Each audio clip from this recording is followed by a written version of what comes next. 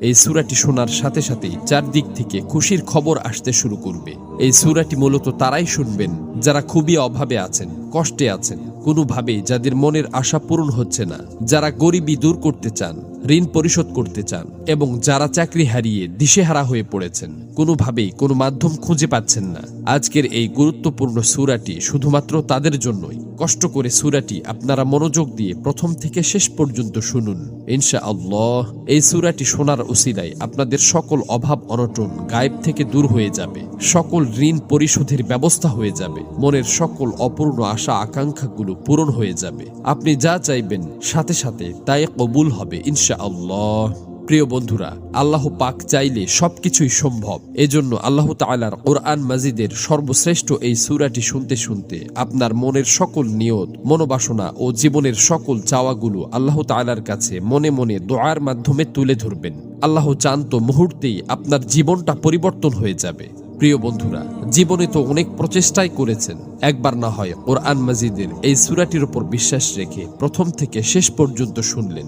এই সূরাটি শোনার পর আপনি নিজেই বাধ্য হবেন আমার জন্য দোয়া করতে। এই সূরাটি এখন পর্যন্ত লক্ষ লক্ষ কোটি কোটি মানুষ শুনেছে এবং সকলের ভাগ্য অলৌকিকভাবে পরিবর্তন হয়ে গেছে। আমার কথা বিশ্বাস হচ্ছে না? তাহলে সূরাটি একবার শুনেই দেখুন। এই সূরাটি মূলত কোরআন মাজিদের অন্যতম গুরুত্বপূর্ণ ও পাওয়ারফুল একটি সূরা। সূরাটি এ পর্যন্ত যতজন শুনেছে ততজনের সকল নিয়ত আল্লাহ তাআলা পূরণ করে দিয়েছেন। মনের ইচ্ছা পূরণের জন্য এই সূরাটি সর্বশ্রেষ্ঠ সূরা। আমি শুধু মুখেই বলছি না, সূরাটি শোনার পর আপনারা নিজেরাই প্রমাণ দেখতে পাবেন। এজন্য কোরআন মাজিদের উপর বিশ্বাস রেখে দ্রুত সূরাটি একবার শুনে নিন। ইনশাআল্লাহ সাথে সাথেই রেজাল্ট পাবেন।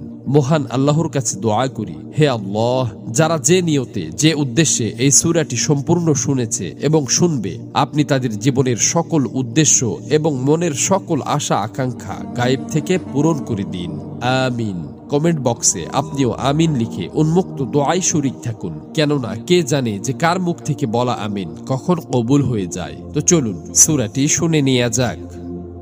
أعوذ بالله من الشيطان الرجيم بسم الله الرحمن الرحيم